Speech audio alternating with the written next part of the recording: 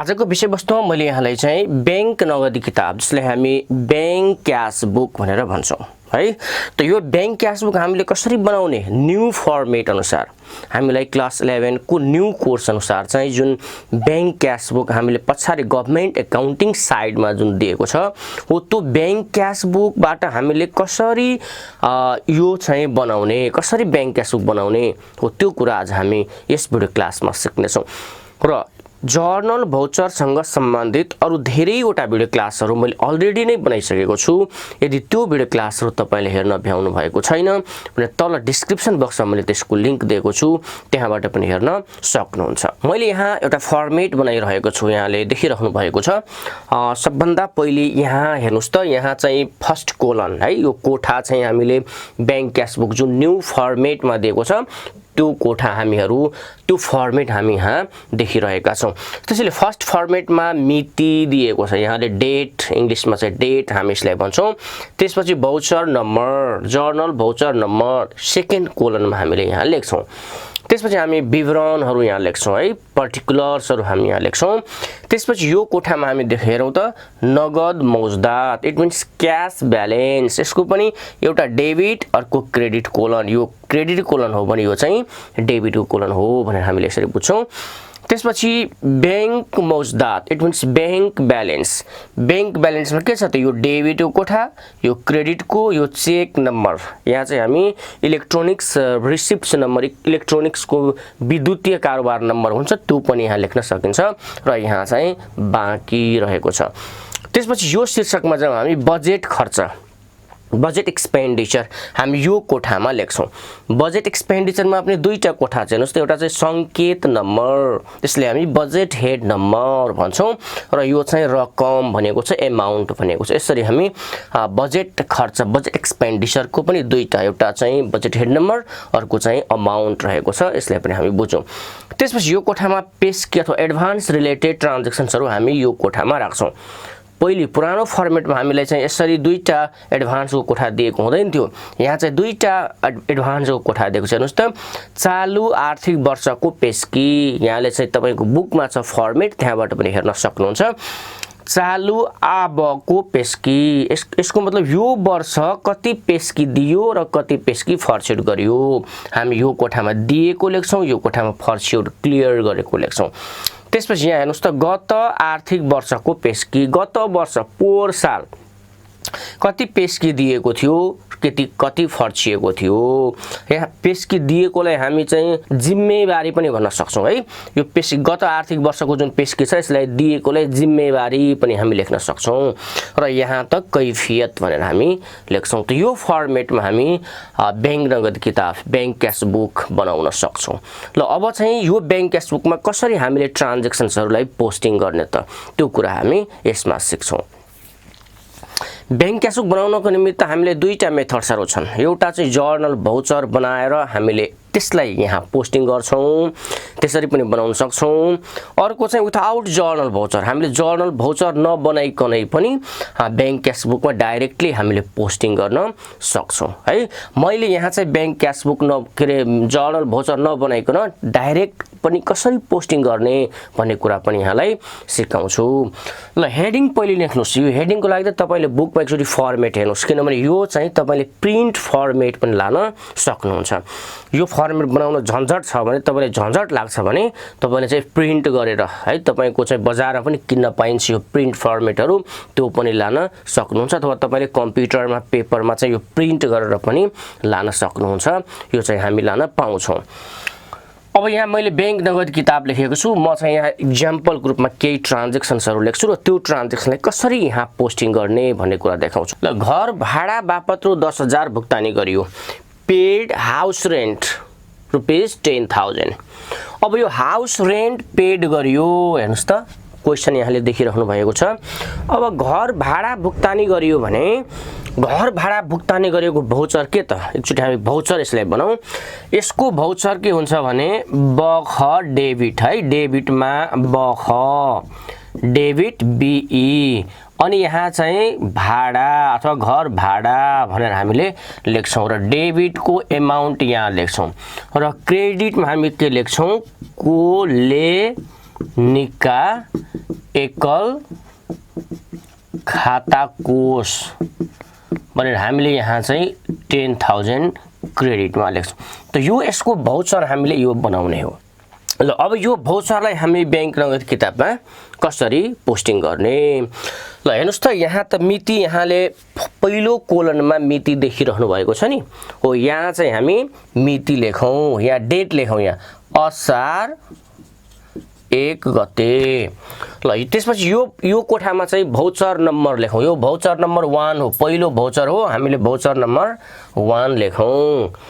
त्यसपछि के कारोबार भयो त विवरण लेखौँ हामी, यहाँ घर भाडा भुक्तानी गरियो।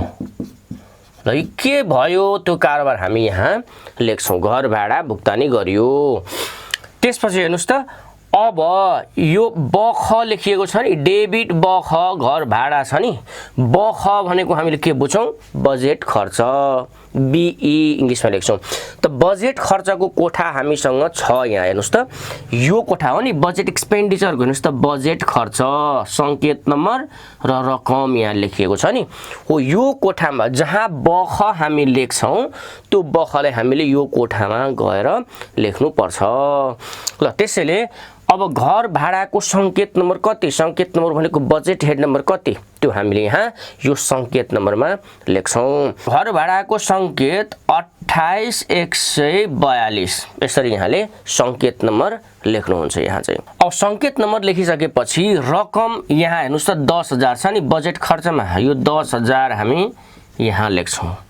अब यो बख डेबिट बख भन्ने बित्तिकै हामी बजेट खर्चको शीर्षकमा लेख्छौँ, किनभने बख भनेको त बजेट खर्च हो, बजेट खर्चको त हामीलाई कोठा दिएको छ, त्यसले त्यो कोठामा लगेर हामी लेख्छौँ। अब डेबिटलाई हामीले यहाँ पोस्टिङ गरिसक्यौँ हैन। अब क्रेडिटमा के छ हेर्नुस् त, कोले निका एकल खाता कोष, यसको मतलब बैंक एमाउन्ट हो नि, यो बैंकलाई क्रेडिट गरियो नि यो है, घर भाडा भुक्तानी गर्दा बैंकबाट भुक्तानी दियो, त्यसैले कोले निका भनेको हामीले बैंक एमाउन्ट भनेर बुझ्छौँ, यो चाहिँ बैंकबाट हामीले चेक दियौँ भनेर बुझ्छौँ। ल त्यसैले बैंकको महल हामीलाई यहाँ दिएकै छ, हेर्नुस् त बैंक मौजदात छ नि, हो बैंकको मौजदातमा हामीले यो कोले निका यदि क्रेडिटमा छ भने क्रेडिटको कोठामा लेख्छौँ, यदि डेबिटमा आयो भने यो डेबिटको कोठामा हामी लेख्छौँ, किनभने हामीसँग चाहिँ बैंक मौजदातमा पनि डेबिट र क्रेडिट दिएको छ। ल अब यहाँ हेर्नुस् त क्रेडिटमा कोले निका छ भने यो बैंक मौजदातको क्रेडिटमा हामीले 10,000 लेख्छौँ। अब हेर्नुस् अब डेबिट बाँकीसँग यो हेर्नुस् त डेबिट क्रेडिट चेक नम्बर र बाँकी छ, डेबिट भयो भने बाँकीसँग हामी प्लस गर्छौँ, क्रेडिट आयो भने बाँकीसँग माइनस गर्छौँ, ब्यालेन्ससँग माइनस गर्छौँ। त्यसैले यहाँ त अब अरू योभन्दा अगाडिको एमाउन्ट त छैन, कुनै क्वेसनमा आउन सक्छ, त्यसैले यो चाहिँ क्रेडिटको कोठालाई हामी यहाँ माइनसमा लेख्छौँ। हेर्नुहोस् है यो डेबिट आयो भने ब्यालेन्स एमाउन्टमा प्लसमा लेख्छौँ, क्रेडिटमा आयो भने ब्यालेन्स एमाउन्टमा माइनसमा यसरी कोस्टमा लेख्छौँ, यसको अर्थ माइनसमा हामीले लेख्यौँ। त यो कुरा हामीले बुझ्नुपर्छ। अब यो दुईटैलाई पोस्टिङ गरिसक्यो हेर्नुहोस् है, घर भाडा भुक्तानी गरियो, यसको भौचर मैले के बनाएँ, डेबिटमा बख भाडा बजेट खर्चको शीर्षकमा लेखियो, अनि क्रेडिट कोले निका एकल खाता कस्तो हुन्छ बैंक ब्यालेन्स हो, त्यसैले बैंक क्रेडिटमा भएकोले यहाँ क्रेडिटमा लेखियो। अनि के बुझ्यौँ हामीले, क्रेडिटलाई ब्यालेन्समा माइनसमा लेख्ने, डेबिट छ भने ब्यालेन्ससँग प्लसमा लेख्ने, यति कुरा हामीले यसबाट बुझ्यौँ। यति भएपछि यसको पोस्टिङ हामी बनाइसक्यौँ। अब यसमा केही अरू पोस्टिङ गर्नु पर्दैन, यो 1 नम्बरको भौचर हामीले पोस्टिङ गरिसक्यौँ। बख बजेट खर्च सामान्य किसिमका खर्चसँग सम्बन्धित कारोबार आयो भने तपाईले यो घर भाडा भुक्तानी गरियो जसरी तपाईले यहाँ पोस्टिङ गर्नुभयो त्यसै गरी अरू खर्च शीर्षकका पनि यसै गरी पोस्टिङ गर्नुपर्ने हुन्छ। सेकेन्ड क्वेशन यहाँ लेखिसके, हेर्नुस् त असार 5 मैले यहाँ क्वेशन लेखे कि फर्निचर खरिद बापत श्री रोशनलाई 15,000 पेस्की दियो। ल अब पेस्की दिएको छ भने हामीले कसरी इन्ट्री गर्ने पेस्की दियो भने हामीले यसको भाउचर कसरी बनाउँछौं त यहाँलाई त आउँछ भाउचर बनाउन ल पेस्की दिएको छ भने हामी के लेख्छौं यहाँ डेबिट श्री रोशन को फर्निचर पेस्की 15,000 क्रेडिट कोलेनिका एकल खाता कोष 15,000 ल यसको भाउचर त्यो बनाउँछौं नि हामी पेस्की दिदा अब यहाँ हेरौं त पेस्की दिएको छ भने के गरी हामी पोस्टिङ गर्ने दोस्रो 5 नम्बरमा दोस्रो भाउचरमा जाउँ हामी 5 गते ल अब यहाँ त हामीले लेख्छौं फर्निचर खरिद बापत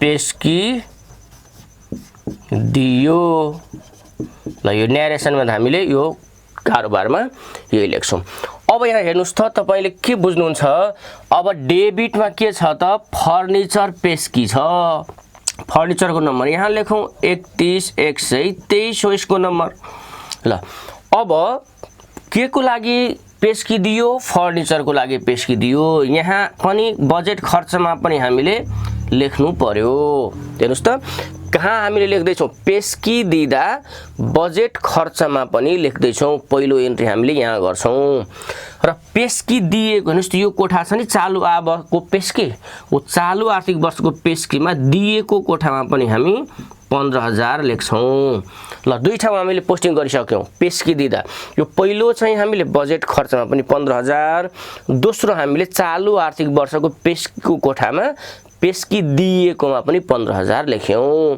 यसरी दुई ठाउँ पोस्टिङ गर्यौं अब क्रेडिट तर्फ जाउँ त हामी क्रेडिट चाहिँ कोलेनिका एकल खाता कोष यसको मतलब बैंक खाताको क्रेडिट हो हामीले बैंकको क्रेडिटमा पनि 15,000 यहाँ लेख्छौं अब 15,000 क्रेडिटमा भयो भने यो पनि माइनस यो क्रेडिटको पनि माइनस हेर्नुस् है यहाँ त अलरेडी माइनस छँदैछ ब्यालेन्समा अब फेरि क्रेडिट आयो भने माइनस गर्नु पर्यो किन माइनस गर्नु पर्यो भने डेबिटको अमाउन्ट बैंक खाताको डेबिट अथवा बैंक मद्दतको डेबिटलाई ब्यालेन्ससँग जोड्ने क्रेडिटलाई ब्यालेन्ससँग घटाउने त्यसैले 10,000 माइनसमा छँदैछ फेरि 15,000 थपियो भने अब 25,000 यहाँ माइनसमा आउँछ त यसरी हामीले 3 ठाउँ पेस्की दिएको कारोबार छ भने यसरी 3 ठाउँ हामी इन्ट्री गर्छौं यो कुरा पनि यहाँले ख्याल गर्नुहोस् ल पेस्की दिएको जस्तो सुकै ट्रान्ज्याक्सन आउँदा तपाईले यसरी 3 ठाउँमा इन्ट्री गर्नु होला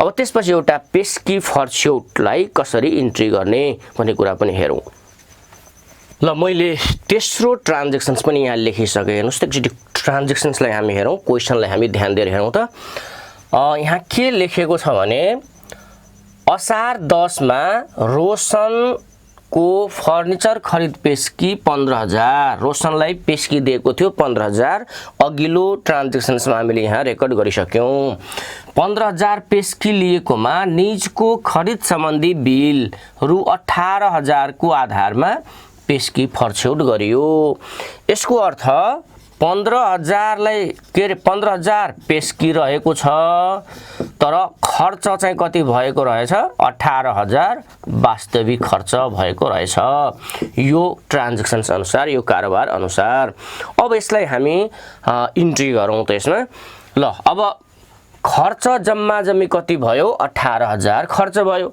ल जर्नल इन्ट्री नबनाइकन पनि यसलाई हामी पोस्टिङ गर्न सक्छौं है फर्निचर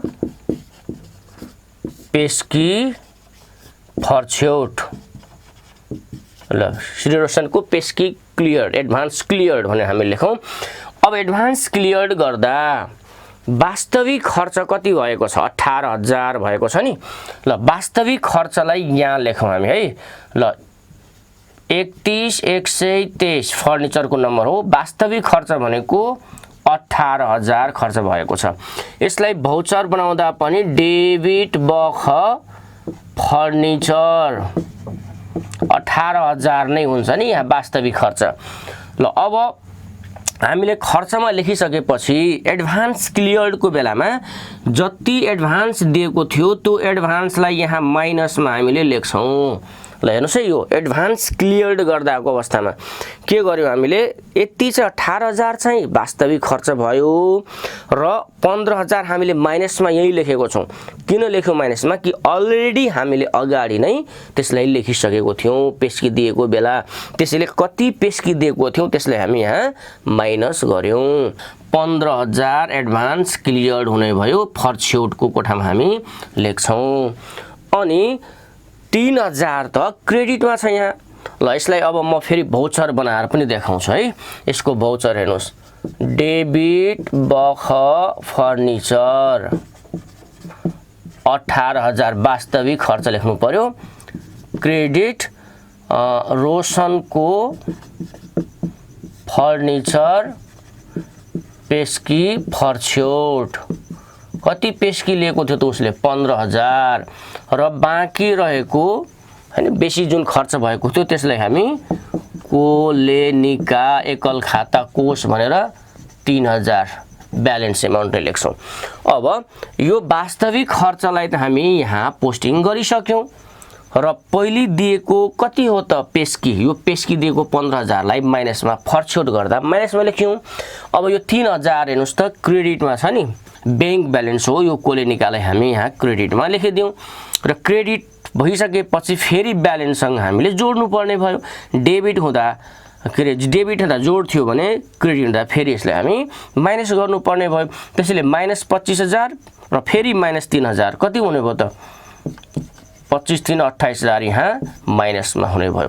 त यसरी हामीले यसलाई बनाउँछौँ। ल यसरी एडभान्स क्लियर्ड गर्दा यो तरिकाले यहाँले इन्ट्री गर्नुहोला। अब त्यसपछि फेरि अर्को लास्ट एउटा चाहिँ रेम्युनरेसन डिस्ट्रिब्युसन, स्यालेरी डिस्ट्रिब्युसनको भौचर पनि हामी बनाइ हेरौँ। एउटा ट्रान्जेक्सन्स लेखिसके, यसलाई पनि हामी पोस्टिङ गरेर हेरौँ त। यहाँ चाहिँ हामीले के देखिरहेको छौँ हेर्नुहोस् त, असार 20 गते, यहाँ मितिमा लेखौँ असार 20 गते, चौथो ट्रान्जेक्सन हो, चौथो भौचर हो, 4 नम्बर भौचर हामी लेखौँ यहाँ। अनि त्यसपछि हेर्नुहोस् त, यहाँ चाहिँ कसङ्कोश 12,000, आयकर 2,000 कट्टा गरी 52,000 कर्मचारीको पारिश्रमिक भुक्तानी गरियो। भेरी सिम्पल जर्नल भौचर हामी यसबाट बनाउन सक्छौँ। हेर्नुहोस् त, यसबाट हामीले जर्नल कसरी बनाउने, डेबिट बख कर्मचारी पारिश्रमिक कति हुने भयो त, यहाँ चाहिँ हामी खाली ठाउँ राखौँ अहिलेको लागि है। अनि क्रेडिटमा के छ हेर्नुहोस् त, कसङ्कोश कर्मचारी सञ्चय कोष, यसको मतलब पीएफ फन्ड कति छ, 12,000 12,000 दिएको छ। र त्यसपछि आयकर भनेको 2,000, यसलाई पनि क्रेडिट इन्कम ट्याक्स भन्छौँ हामी यसलाई, आयकर पनि कति 2,000। यति कट्टा गरेर कति भुक्तानी गर्यो त कर्मचारीलाई, 52,000 52,000।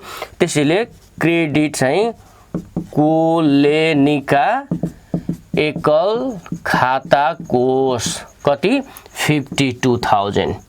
ल हेर्नुहोस् है, यो तीनटैलाई जोडेर हामी यहाँ कर्मचारीको पारिश्रमिकमा लेख्छौँ। कति हुने भयो त हेर्नुहोस् त, 66,000 हामीले यहाँ लेख्नु पर्ने भयो, किनभने यो सबैलाई जोडेर हामीले टोटल स्यालेरी रिम्युनरेसनमा पारिश्रमिकमा यहाँ लेख्छौँ। ल यसको भौचर यसरी हामीले बनाउँछौँ। अब यसलाई हामी इन्ट्री गरौँ यसमा। ल हामीले यहाँ विवरण लेखौँ कि कर्मचारीहरूको पारिश्रमिक भुक्तानी गरियो। ल यसमा चाहिँ अरु मिलाएर लेख्न सक्नुहुन्छ, कसङ्कोश कट्टा गरी आयकर कट्टा गरी बाँकी चाहिँ रकम कर्मचारीलाई भुक्तानी गरियो भनेर पनि यहाँले लेख्न सक्नुहुन्छ। अब हेर्नुहोस् त, डेबिट बख पारिश्रमिक भनेको छ नि, डेबिट बख भनेको बजेट खर्चको कोठामा राख्छौँ, कति 66,000 66,000 हामीले लेखौँ। र पारिश्रमिकको नम्बर लेख्नु पर्ने हुन्छ हामीले यहाँ चाहिँ 21,111 यसरी हामीले लेखौँ। अनि यो हेर्नुहोस् त, कसङ्कोश र आयकर त क्रेडिटमा छ नि, यहाँ त कसङ्कोश र आयकरको कोठा छैन।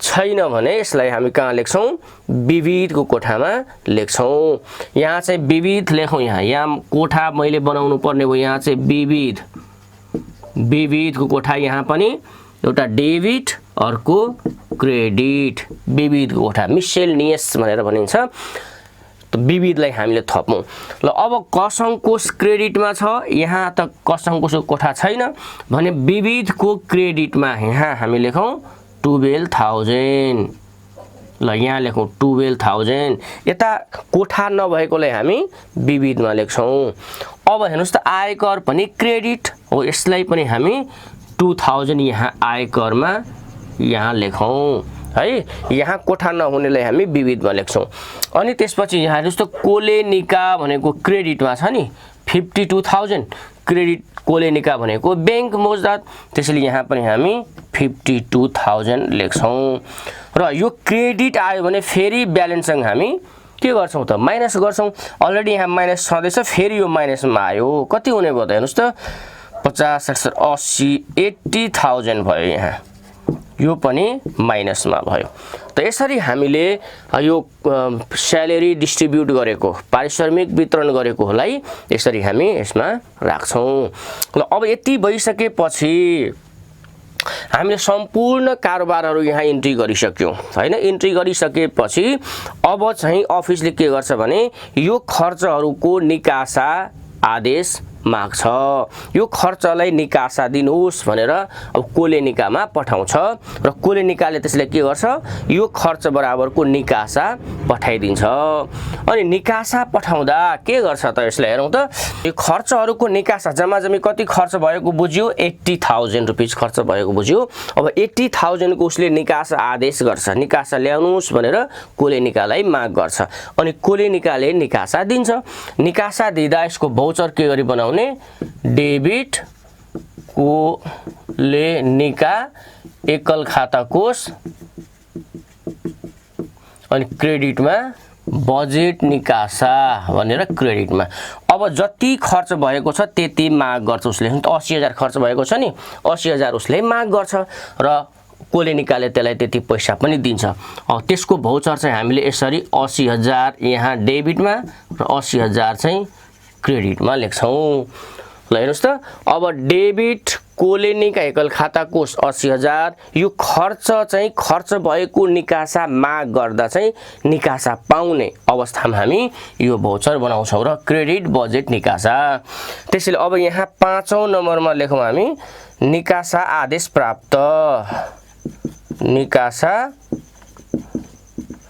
आदेश प्राप्त ल लेखौं यहाँ अनि हेर्नुस् कोलेनिका डेबिटमा छ नि त डेबिट भनेको त बैंकको कोठा हो कोलेनिका भनेको त यसको डेबिटमा अब हामी लेख्छौं 80000 अब डेबिटमा आयो भने यससँग जोड्छौं त्यसैले यहाँ -80000 यहाँ प्लस 80000 आयो डेबिट भनेको त प्लस गर्ने हो बाँकीसँग त्यसैले यहाँ के आयो अब 0 आयो यसरी 0 आयो यसमा अब क्रेडिटमा हेर्नुस् त बजेट निकासा छ बजेट निकासाको कोठा कहाँ छ हेर्नुस् त छैन नि यो त बजेट खर्च हो बजेट निकासा त होइन त्यसैले बजेट निकासा छैन भने क्रेडिटमा यहाँ विविधको क्रेडिटमा हामीले 80000 भनेर लेखिदिन्छौं त यसरी हामीले बजेट निकासा र बजेट निकासाको आदेश प्राप्त हुँदा यसलाई बनाउँछौं अब यति भइसकेपछि टोटललाई हामी जोड्छौं हेर्नुस् त सबैलाई यहाँ जोडौं यो 80000 भयो यो पनि कति भयो यो पनि 80000 भयो है अब यहाँ चाहिँ छैन यो नम्बर जोड्नु परेन यो सबै जोड्नुस् कति भयो यो पनि यहाँ जोड्नुस् यो चाहिँ 15000 भयो यो 15000 सबै यहाँ जोड्नुस् यसलाई चाहिँ हामी के भन्छौं यस वर्षको जम्मा यो यसलाई चाहिँ हामी लेखौं यस वर्षको जम्मा ल फेरि यसलाई अब हामी घेरौं ल अब यहाँ तल लेखौं गत वर्षको जम्मा यसको मतलब अगाडिको वर्ष कति थियो बैंकमा कति थियो बजेट बाँकी कति थियो सबै के थियो त्यो चाहिँ हामी अब अर्को रेकर्ड हामीले हेरेर त्यो चाहिँ हामी यहाँ लेख्छौं छैन भने हामी छोड्दिन्छौं र त्यसपछि फेरि हामी के गर्छौं यो चाहिँ यस वर्षको जम्मा हो। यसको मतलब जम्मा बैंक मुद्दा डेबिटमा यति, क्रेडिटमा यति, बाँकी यति, बजेट खर्च यति, पेस्की यति, फर्सेट गरेको यति, विविध यति भनेर यो हामीले यस वर्षको लेख्यौँ र यो चाहिँ गत वर्षको अघिल्लो वर्षको। अब दुईटैलाई जोडेर यस वर्षको र गत वर्षकोलाई जोडेर हामी के लेख्छौँ? हालसम्मको। यहाँ चाहिँ हालसम्मको जम्मा भनेर हामी यहाँ लेख्छौँ र यो कोठाको र यो कोठाको जोडेर अब हामी यहाँ लेख्छौँ। यहाँ पनि 80,000 भयो, यहाँ पनि 80,000 भयो। ल यसरी तल तल यहाँ चाहिँ हामी जोड दिन्छौँ। यति भएपछि हामीले बैंक क्यास बुक तयार पार्न सक्छौँ। हस् त धन्यवाद। यस्तै किसिमको भिडियो क्लासको लागि फेरि पनि च्यानलमा आउनुहोस् र च्यानलले सब्स्क्राइब गर्नुभएको छैन भने सब्स्क्राइब पनि गरिदिनुहोस्। यहाँको दिन शुभ रहोस्। धन्यवाद। Best of lock.